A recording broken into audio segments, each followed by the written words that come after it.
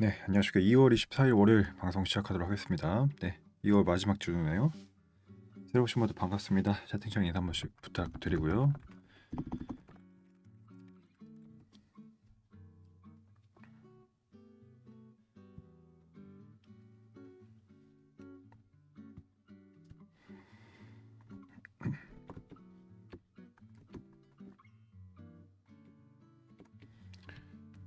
여덟 시 2분에 진행하도록 하겠습니다. 자, 먼저 들어오신 분들 인사드릴까요? 네, 우리 지은님 1등 감사합니다. 네, 출근 잘하시고요. 형민님 안녕하세요. 반갑습니다. 형민님 감사합니다. 네.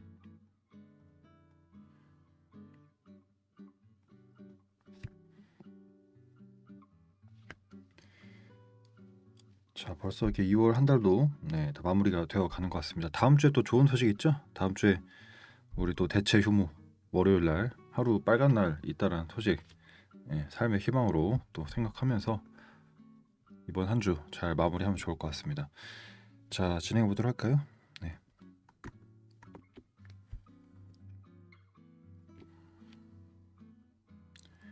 자, 2월 24일 월요일 아침 마케팅 트렌드 방송을 시작하도록 하겠습니다.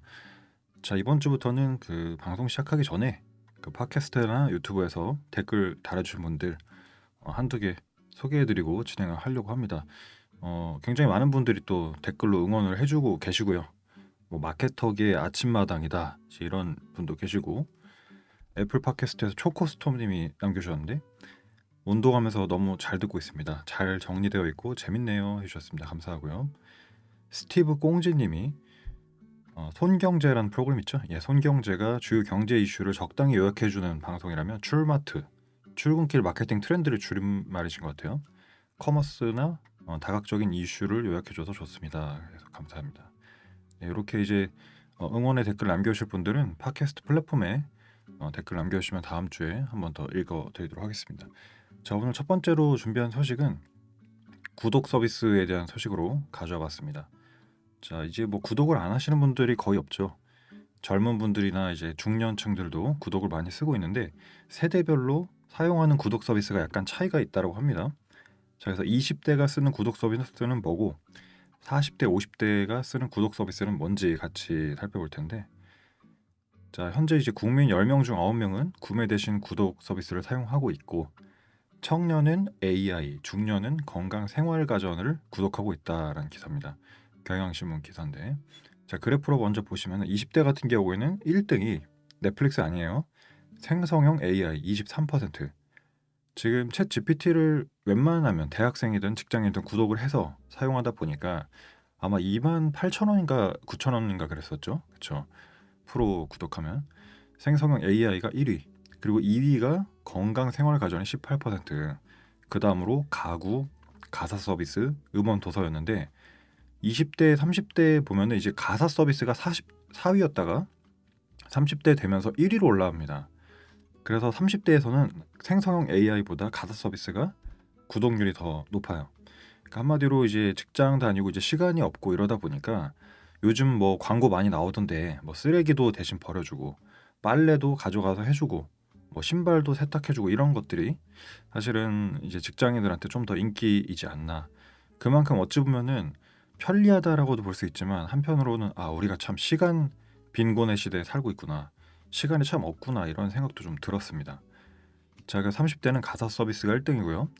자, 40대, 50대, 60대부터는 건강생활가전이 압도적으로 1등입니다. 뭐 여러 가지 있겠죠. 뭐 안마의자도 있을 수 있을 것 같고요. 그리고 이제 2위가 보면은 가구를 구독하기도 하네요. 예, 이런 형태로 이제 세대별로 좀 차이가 있다라는 부분인데, 자, 소비시장 전반의 구독 경제가 확산되는 가운데 성인 10명 중 9명꼴로 구독 서비스나 상품을 이용한 경험이 있는 것으로 소개됐고, 대한상공회의소가 발표한 소비자 구독 서비스 이용 실태를 보면 가장 많이 이용한 서비스는 전체 누적으로는 동영상 스트리밍이었다. 그러니까 넷플릭스나 뭐 여러 가지 있겠죠. OTT라고 하는. 그 다음에 쇼핑 멤버십이 52.4%, 그 다음에 인터넷 TV 결합이 45%, 음원 및 도서가 35%, 정수기가 33%, 외식 배달이 32% 순이었다. 구독 개수가 하나 한 명당 몇 개 정도로 구독할까요? 최근에 여러분들 구독하시는 것만 세봐도 한두 개 이상은 넘을 텐데, 네, 평균적으로 3개에서 4개가 39.8%로 가장 많았다고 합니다. 그 다음에 한두 개가 33%, 5개에서 6개가 17% 정도 됐다고 합니다. 월간 구독료는 평균 3만 원 정도가 가장 많았다고 합니다. 자, 그래서 아까 세대별로는 제가 차이를 설명을 드렸고, 이러한 차이가 이제 학습 및 자기 개발에 관심이 높은 젊은 층, 그리고 건강을 중시하는 중장년층 라이프 스타일이 반영이 됐다라고 하고요. 과거에는 콘텐츠 중심의 구독이 높았다면 최근에는 생활 밀착형 제품에 대한 수요가 늘고 있다고 합니다. 네. 특히 최근에 이제 경기 불황이다 보니까 합리적인 비용으로 뭔가 소비를 대체하려는 그런 트렌드에 부합한다라고 이야기를 하고 있습니다. 자, 그래서 첫 번째 소식은 최근에 이제 구독 서비스에 대한 세대별 차이에 대해서 다뤄봤습니다. 자, 우리가 구독 서비스 하면 또 빼놓을 수 없는 게 바로 넷플릭스입니다. 네, 넷플릭스가 지난 12월이죠. 오징어 게임 공개도 하고 네이버와 최근에 이제 또 제휴 멤버십을 하면서 사람들이 굉장히 많이 구독을 해가지고 역대 최대 멤버 수를 이제 갱신을 했다고 하는데, 여기에서 우리가 또 하나 눈여겨봐야 될 포인트가 있습니다. 우리가 유튜브는 중간 광고를 사람들이 굉장히 불편해하죠. 사실 유튜브는 저는 프리미엄을 쓰고 있지만 광고가 굉장히 많이 나오는 편에 속합니다. 그런데 넷플릭스 같은 경우에는 중간 광고가 전혀 방해가 되지 않는 그런 선상에서 나온다고 합니다. 그래서 이용자가 엄청 늘었다고 하는데, 같이 보도록 하겠습니다. 머니투데이, 결정적 장면에 광고가 없는 넷플릭스 신규 가입자 몰리는 이유. 네이버와 광고 제휴 이후 신규 가입자 급증했다. 그래프로 보면은 2024년 1월, 작년 1월하고 올해 1월 비교해 봤을 때 거의 뭐 신규 설치 수가 2배 이상 는 걸로 볼 수가 있습니다. 자, 넷플릭스가 광고 요금제를 네이버와 연계한 후 신규 이용자가 급증했다. 광고 요금제에 대한 호평이 쏟아지고 있다. 시청자 이목이 쏠리는 결정적 순간에 광고를 붙이는 기존 관행과 달리 넷플릭스는 주요 장면에 오히려 광고를 배제해서 시청 흐름을 방해하지 않는다는 평가다. 자, 그래서 이제 앞으로 광고 요금제가 새로운 OTT 구독 트렌드가 될 거냐 이제 이렇게 주목이 되고 있다고 하고요. 지금 5,600원입니다. 원래 이제 구독을 하면 13,500원인데 반값 정도 수준으로 이제 이용을 할 수 있고, 우리가 이제 그런 거잖아요. 광고에 대한 그 거부감이 뭐냐면, 드라마에서 이제 남자 여자 주인공이 이제 중요한 순간인데 라든지, 아니면 어떤 이제 뭔가 맞닥뜨리는 악당하고 이제 싸워야 되는데 거기서 광고가 또 나온다든지 흐름을 이제 끊기다 보니까 싫어하는 건데, 넷플릭스도 이 부분을 알고 있고 오히려 이제 약간 그 한 타임 끝날 때, 예를 들어 뭐 장면이 전환되거나 이제 이럴 때 약간 그런 적절한 상황에 사용을 한다는 거죠. 자, 그래서 브랜드가 주목받으면서도 시청자는 최소한의 방해를 받으며 시청할 수 있는 게 성장의 비결이다라고 이야기를 하고 있습니다. 자, 그래서 넷플릭스 사례로 소개가 됐지만 국내외 이제 주요 OTT들이 15,000원 이상의 그런 요금제가 아니라 이제 광고 요금제로 갈 거냐에 대한 어떤 하나의 단서가 되지 않을까 생각이 되고 있습니다. 자, 2월 24일 월요일 방송 함께 하고 있습니다. 다음 기사 바로 보도록 할게요. 자, 최근에 이제 그 스마트폰 시장에서 우리가 순위를 매겨보면 삼성 갤럭시, 애플 아이폰 뭐 이 정도만 생각을 하고 있는데, 사실은 지금 전 세계적으로 봤을 때 삼성, 애플은 좀 정체, 그리고 3등인 샤오미가 엄청나게 성장을 하고 있다고 합니다. 특히 이제 샤오미 같은 경우에는 중저가 폰에 최근 그 AI 서비스를 그대로 이용할 수 있다 보니까 점유율을 16%나 작년에 한 해 동안 올렸다고 하는데요. 같이 한번 보도록 하겠습니다. AI가 뒤흔들 스마트폰 판도 애플, 샤오미에 따라잡히나. 국민일보 기사입니다. 저가 폰에 AI가 들어가면서 양강 구도를 위협하고 있다. 자, 인공지능 스마트폰의 등장이 애플과 삼성 중심의 스마트폰 양강 구도를 바꿀 수 있을까? 현재 이제 삼성, 애플에 이어 전 세계 스마트폰 판매량 3위 샤오미가 점유율을 조금씩 늘려가고 있다. 자, 그래프 보시면은 삼성이 18%, 전 세계예요, 전 세계. 우리나라가 아니라. 그다음 애플이 18% 똑같습니다, 지금. 삼성, 애플이 똑같고, 둘이 합쳐 36%. 그리고 샤오미가 놀랍게도 14%예요. 그러니까 4% 차이밖에 안 납니다. 그리고 이제 그 뒤가 뭐 오포나 비보 같은 뭐 중국 브랜드들이 있는데 그러니까 샤오미가 굉장히 이제 치고 올라온다 이렇게 볼 수 있겠죠. 자, 그리고 우리가 뭐 이번에 갤럭시 S25가 나오고 새로운 제품을 이제 사지만 사실은 전 세계 사람들은 그렇게 여유가 있지 않습니다. 그리고 최고가의 폰을 원하지도 않고요. 합리적인 사용자들이 훨씬 더 많다 보니까 중저가 시장이 압도적일 수밖에 없다. 자, 그래서 시장 조사 기관 카운트 포인트 리서치에 따르면 전 세계 스마트폰 판매량 점유율에서 삼성과 애플은 18%, 그리고 샤오미는 1년 전보다 16% 성장하면서 누적 14%를 기록했다. 그래서 이제 간소화된 어떤 제품, 그리고 특히 이제 미국하고 아프리카 시장에서 굉장히 호응이 좋다고 합니다. 자, 그래서 전 세계 스마트폰 1위부터 10위까지 쭉 나오고 있는데 일단 1, 2, 3위는 아이폰이에요. 네. 4위가 갤럭시. 근데 갤럭시도 S 시리즈가 아니라 A 시리즈가 4위하고 6위에 랭크가 되어 있습니다. 그리고 7위가 S24 이런 식인데 물론 10위권 안에는 샤오미가 없지만 이 10위권 바깥에 굉장히 포진이 돼 있다라고 볼 수 있겠죠. 삼성, 애플 요즘에 뭐 스마트폰 살려면 한 200만 원 합니다. 그렇죠? 근데 이제 샤오미 같은 경우에는 한 60만 원 정도 된다라는 거고, 특히 이제 AI 탑재가 되다 보니까 보급형 AI 스마트폰으로서 이제 인기를 많이 누리고 있다. 그래서 이제 AI 스마트폰 기점으로 해가지고 그동안 좀 정체돼 있던 스마트폰 시장이 다시 한번 성장하지 않을까 이렇게 전망이 되고 있습니다.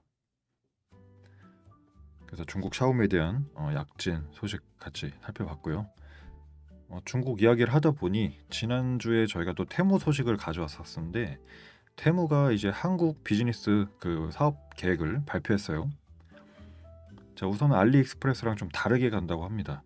알리가 이제 지난해 생각해보면 다 들어와라고 해서 누구나 자유롭게 무료로 판매하던 그런 느낌이었다고 하면은 테무는 고품질 업체 딱 두세 개 정도로만 선별해서 진행을 한다고 하네요. 저가 공세 알리와 다르다. 테무 고품질 업체 선별이다. 문화일보 기사입니다. 자, 국내 이커머스 시장이 직접 진출을 선언한 중국 전자상거래 플랫폼 테무가 중국 기업 특유의 저가 물량 공세하는 다른 차별화 전략을 준비 중인 것으로 나타났다.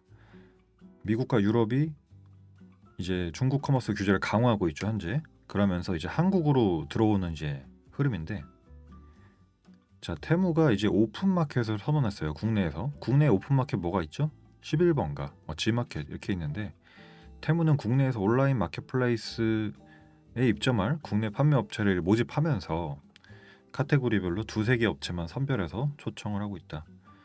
이는 알리익스프레스가 작년에 업체를 모집한 거랑은 다소 다른 방식이다. 왜냐면 작년에 누구나 입점하세요라고 해서 이제 엄청 곤욕을 치렀거든요. 상품 퀄리티라든지 이런 것들.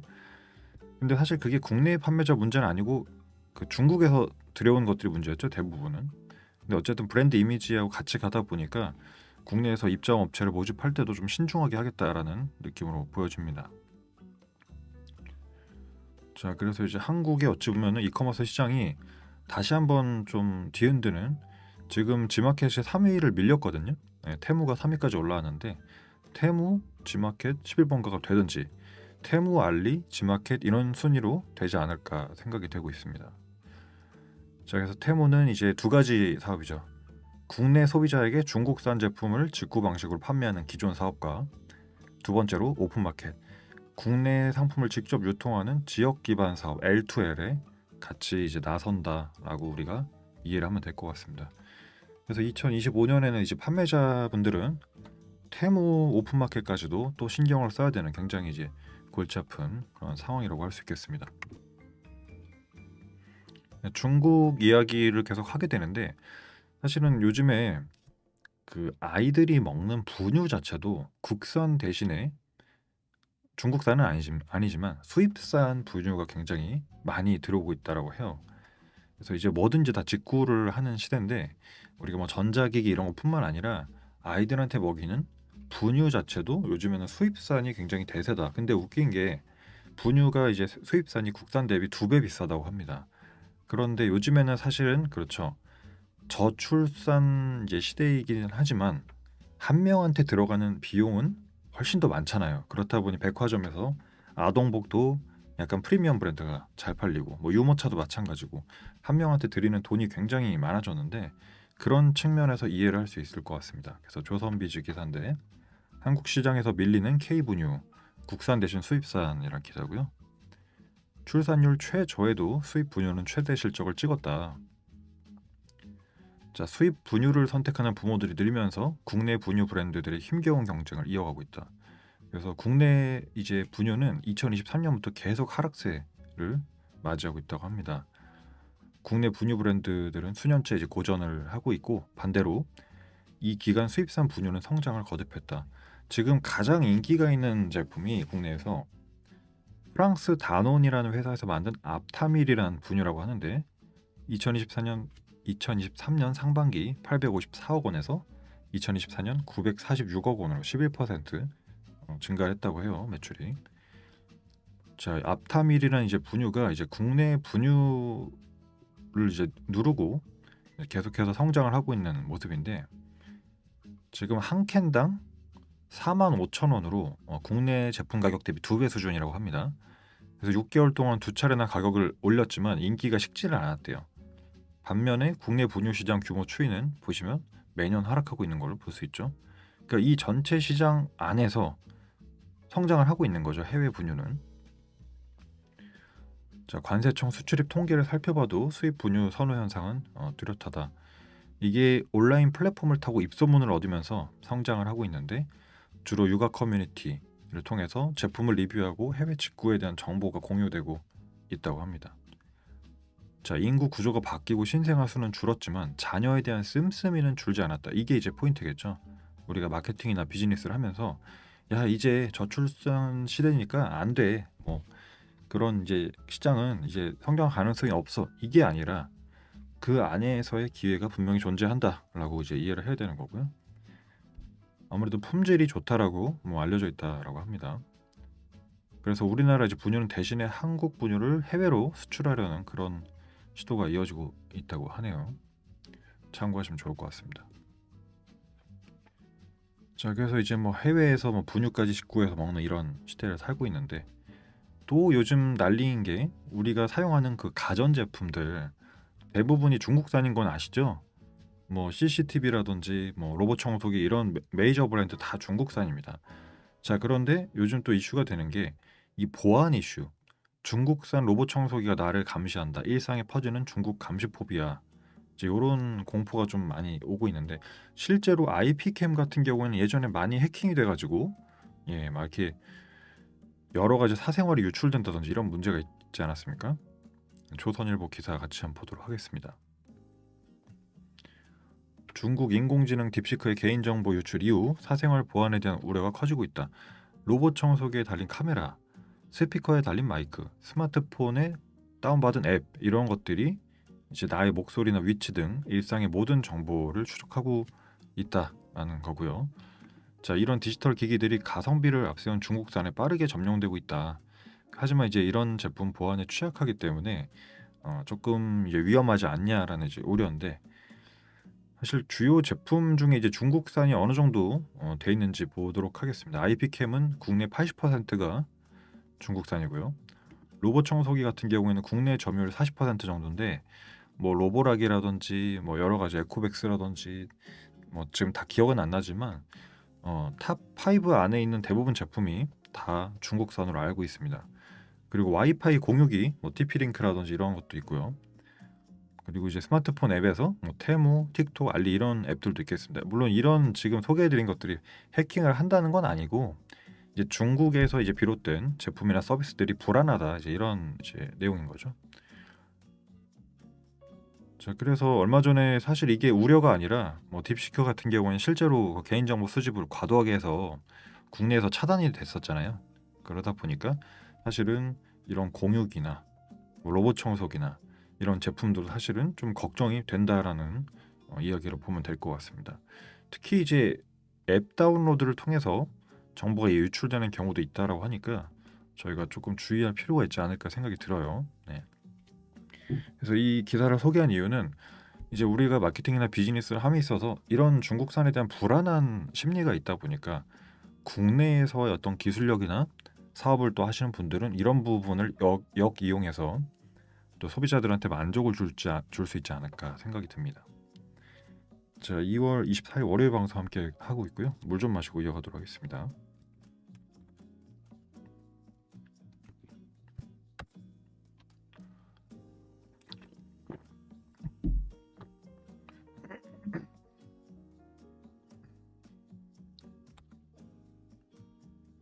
자, 다음 기사 보도록 하겠습니다.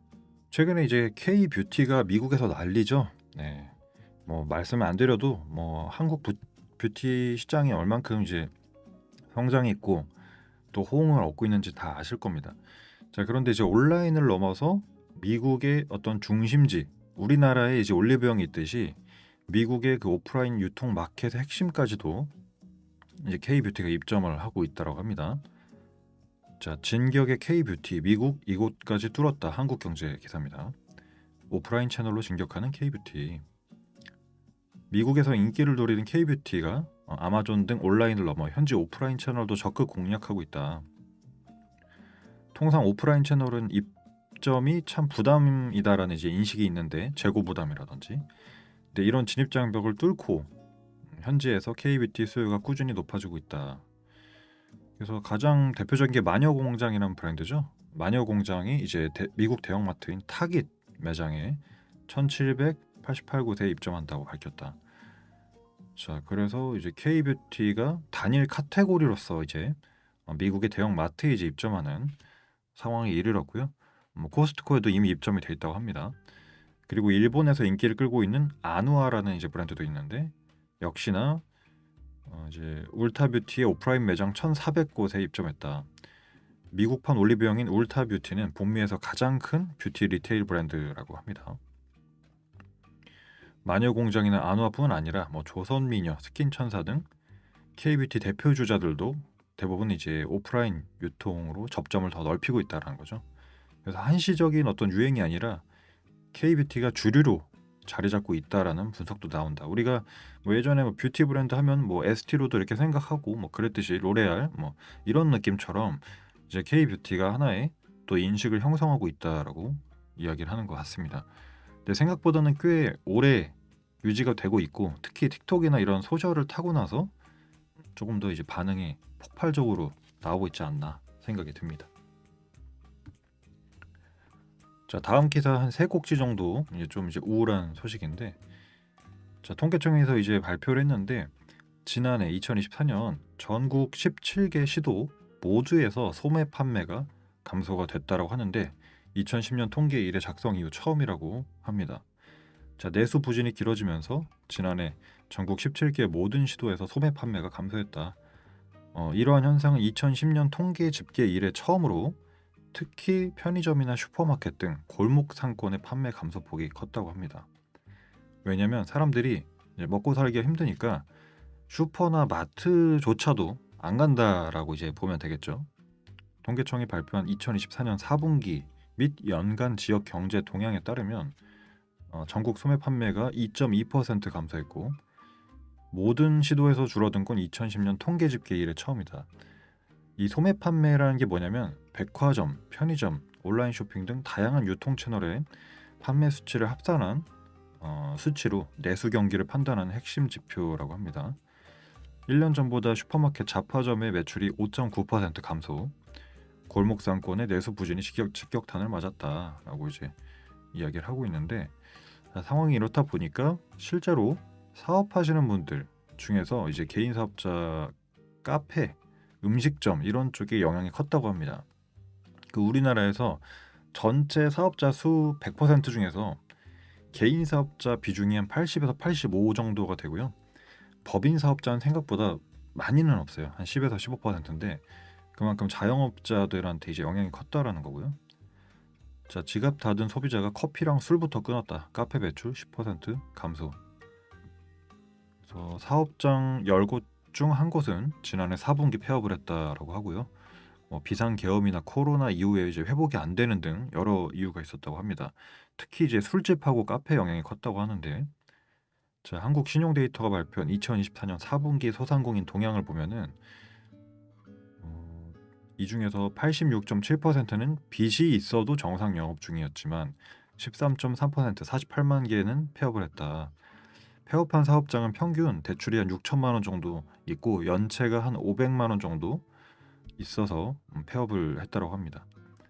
자영업자들이 대출 상환에 이제 어려움을 겪는 거는 경영 상황이 좋지 않기 때문이고 소비 위축이 이제 완전히 회복되지 못했죠. 사실 어느 정도 회복되긴 했지만 코로나 이전으로 회복되지는 못했었습니다.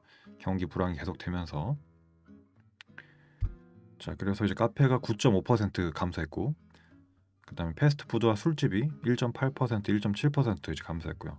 반면에 양식, 아시아 음식, 일식, 중식 등 카테고리가 비교적 뚜렷한 일반 식당 매출은 늘은 것으로 그렇게 파악이 되고 있습니다. 그래서 경기 불황이 참 체감이 많이 되고 있는 상황인 것 같고요. 또 한 가지 요즘 그 불황형 트렌드가 과일 값이 너무 오르다 보니까 채소도 난리가 아니죠 요즘에 야채도. 자 그렇다 보니 이제 과일을 생과일 대신에 냉동 과일을 사 먹는데 냉동 과일 이제 마트 들어가면은 바로 입구 옆에 있습니다. 보통 과일 코너에 있는데 지난해 냉동 과일 수입이 역대 최대였다고 합니다.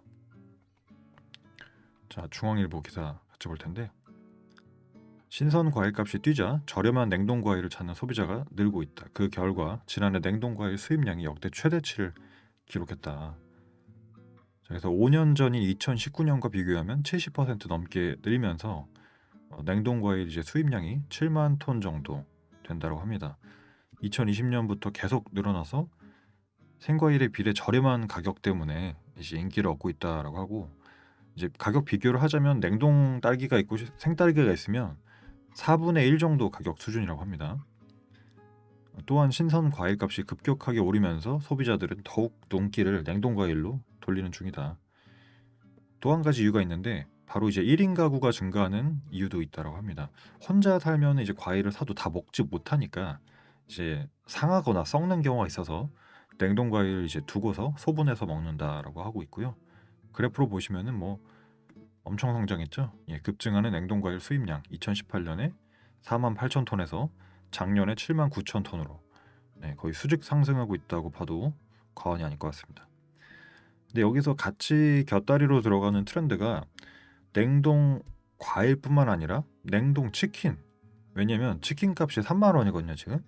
그러다 보니까 이제 냉동 치킨도 작년에 1,600억 원으로 10% 넘게 증가. 한 해 동안. 그리고 이제 냉동 피자 이제 이런 것들이 이제 우리가 먹는 간식들이 다 오르면서 다 냉장이나 그런 생이 아니라 냉동으로 이동한다. 이런 트렌드를 우리가 알면 될 것 같습니다. 자, 그만큼 이제 먹거리 물가에 이제 부담을 느끼고 있다라고 우리가 이해를 해도 되겠죠. 2025년에는 이제 마케팅이나 비즈니스 하시는 분들은 이 경기 불황형 소비에 맞춰가는 그런 형태의 전략이 좀 필요할 걸로 생각이 됩니다.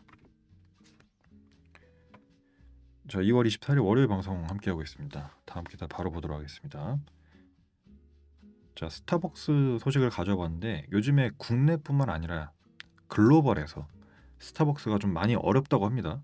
그래서 예전처럼 사람들이 인기 있는 브랜드가 이제 아니고 핫한 브랜드도 아니다라는 건데 자, 실적 사이렌 켜진 스타벅스 리브랜딩으로 증시 대운다. 문화일보 기사 같이 보도록 하겠습니다. 자, 스타벅스가 지금 전체 해외에서 4만 개 정도 매장이 있는 걸로 파악이 되고 있고요. 미국이 그 절반 정도인 한 1만 개에서 2만 개 정도 되는 걸로 알려져 있습니다. 자, 그런데 이제 스타벅스가 최근에 저조한 경영 실적을 나타내며 어두운 터널 속에 있다고 하는데 미국에서 이제 뭐 기록적인 날씨라든지 뭐 중국 소비 둔화가 겹치며 루이싱 커피라는 경쟁 브랜드의 매출이 뒤처졌다고 합니다. 그리고 중동에서는 이스라엘로 분류되는 미국 브랜드로 지목돼서 불매운동 대상이 됐다고 합니다.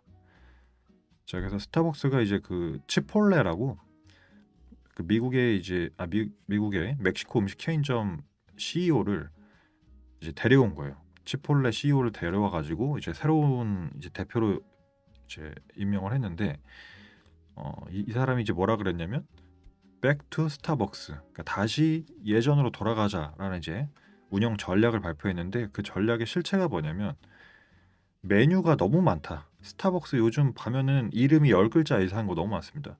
그러다 보니까 나오는 시간 오래 걸리고 그쵸? 그래서 이 새로운 CEO가 야 메뉴 다 줄여. 백종원이죠 약간. 예, 필요한 것만 남겨 이제 이렇게 얘기를 한 겁니다.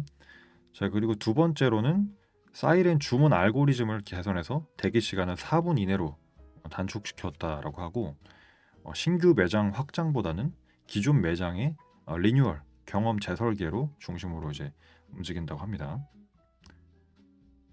자 그리고 이제 메뉴 주문 안 하고 들어오는 사람들이 이제 맞겠다 이런 뉴스도 예전에 나왔었고요. 네. 그래서 이런 식으로 또 리워드 멤버십에 집중됐던 마케팅 또한 신규 고객을 끌어안는 포괄적인 마케팅으로 바꾸겠다라고 이제 이야기를 했어요. 그러니까 너무 고인물, 너무 이제 락인이 되는 건 좋은데 이용하는 사람만 오고 새로운 사람이 유입이 안 되니까 신규 고객을 유치한 중심으로 마케팅 전략을 짜겠다 이렇게 발표를 한 겁니다.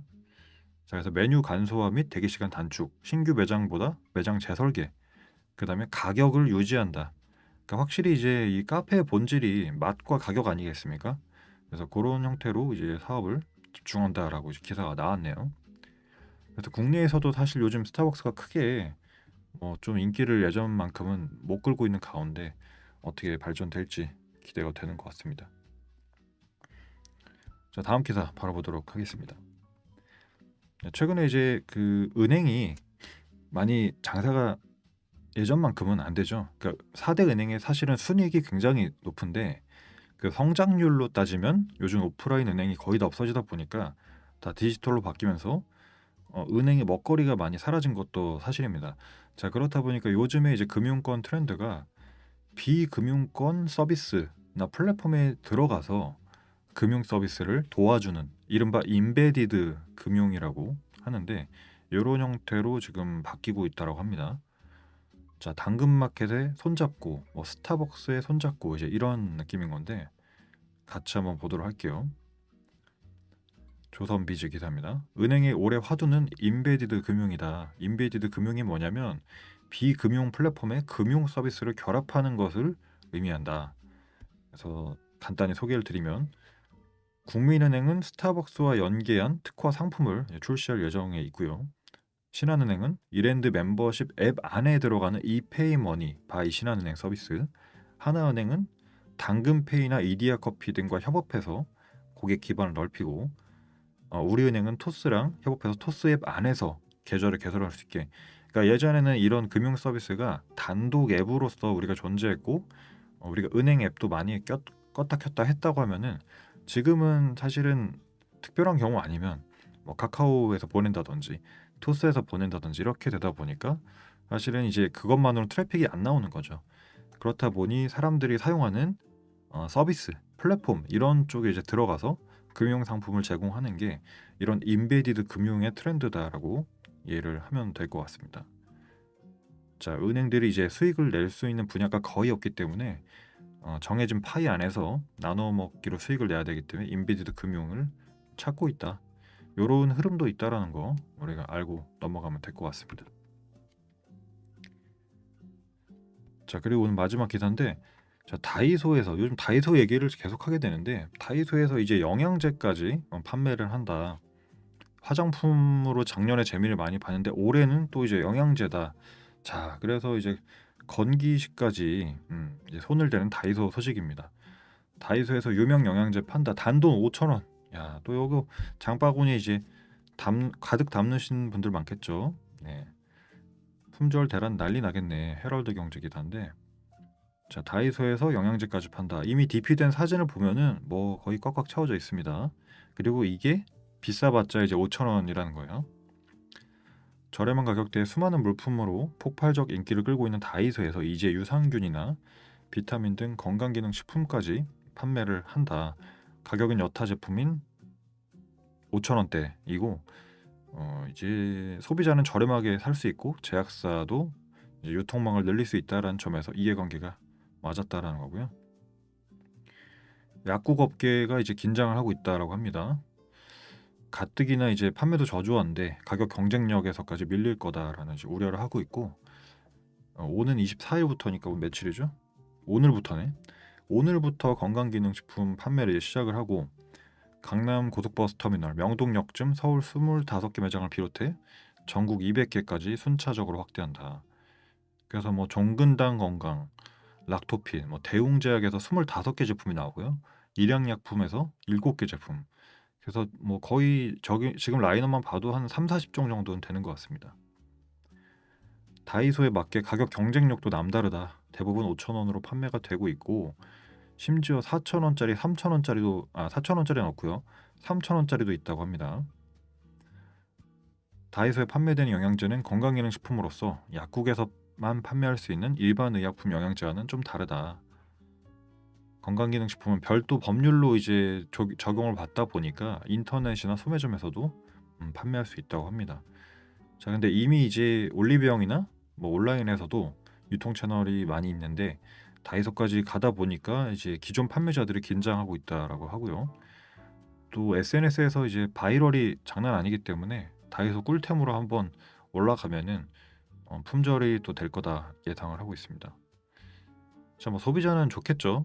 싸게 살 수 있으니까. 자, 그래서 이제 어떻게 보면 다이소가 거의 이제 모든 유통의 핵으로 자리 잡고 있지 않나 이런 생각도 드는 것 같습니다. 자, 이렇게 해가지고 오늘 준비한 내용도 같이 한번 살펴봤고요. 2월 24일 월요일 방송 함께 봤습니다. 중간에 오신 분들 인사드리고 마무리 하면 좋을 것 같은데요. 우리 형민님 안녕하세요, 반갑습니다. 우리 예진님 좋은 아침입니다. 까치리콩님 굿모닝입니다. 출근 잘하시고요. 우리 방효승님 오늘도 살짝 춥네요. 예, 감기 조심하십시오. 빵이연님도 함께 해주셨습니다. 우리 준성님 굿모닝입니다. 감사합니다. 우리 매직림프 지니님 오늘도 함께 해주셨고요. 다 귀찮아님 안녕하세요. 네, 이번 한 주는 안 귀찮게 보내시면 좋겠고요. 우리 은지님 안녕하세요, 반갑습니다. 우리 도연 부장님 감사하고요. 미스터 삼각근님까지 인사드리도록 하겠습니다. 오늘 준비한 기사는 여기까지고요. 저는 다음 주 잠시만요. 다음 주 월요일이 쉬는 날이죠. 대체 휴무로 알고 있습니다.